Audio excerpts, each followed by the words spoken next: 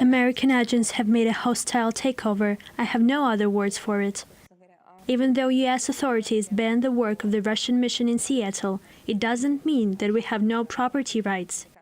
U.S. authorities have no documents that show their actions to be legally sound. It was just a political decision. Security personnel reportedly broke the locks to gain access to the building and carry out checks on Wednesday. The compound is now being patrolled by police. US officials decided to close the facility and expel 60 of Moscow's diplomats following the poisoning of former double agent Sergei Skripal and his daughter in the UK last month.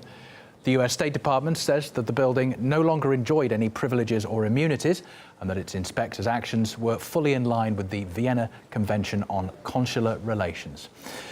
Right, let's talk to somebody who knows about the protocol for these kind of things. It's former Greek ambassador Leonidas Chrysanthopoulos. Welcome back to RT. What do you make of the US authorities' decision to enter the former consulate building? What's the form here? Yes, well, let's go directly to the agreement on the Geneva Consular Agreement. We go to Article 31. It speaks about the inviolability of the consular premises.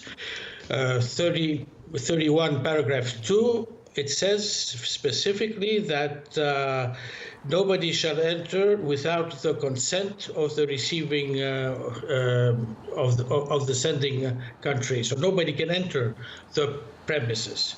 And the receiving state is under a special duty to take all appropriate steps to protect the consular premises from any intrusion or damage.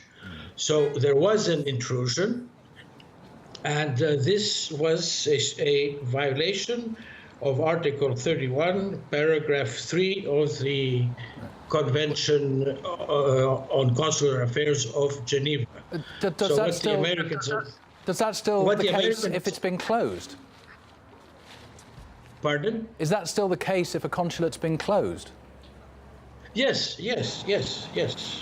And also, I mean, knowing that Sergei Lavrov has a good sense of humor, I would suggest that they make a complaint to the police on burglary charges. How do you think the Americans would react if the Russians used the same legal basis for going into diplomatic premises to have a look around? What kind of reaction do you think they'd get then?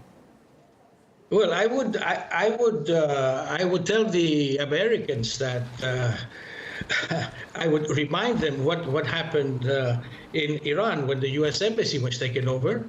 At the end, they went to the International Court to resolve this issue of who owes what and about who will pay the damages.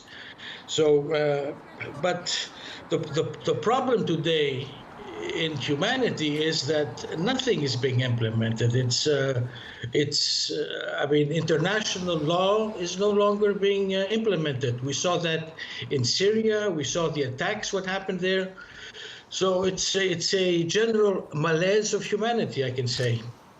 There is a form and protocol for diplomatic premises, and I'm sure countries around the world would love to have a poke around various embassies and consulates that they're hosting from various nations. Do you, as a result of what happened in Seattle, do you expect any response from Russia? No, and don't forget that that this is not the first time. I think that we had the same issue that happened with the Los Angeles Russian consulate that was closed.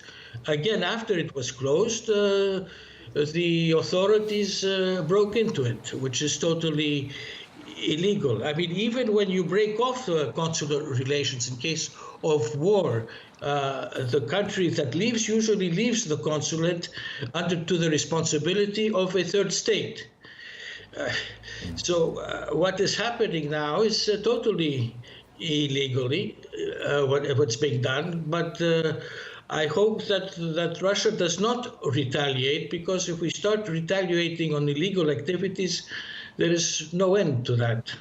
It certainly appears unseemly. For now, I really appreciate your thoughts on this and your insight as former Greek ambassador Leonidas Chrysanthopoulos. Thanks for coming on RT again. Good to talk to you. I thank you also.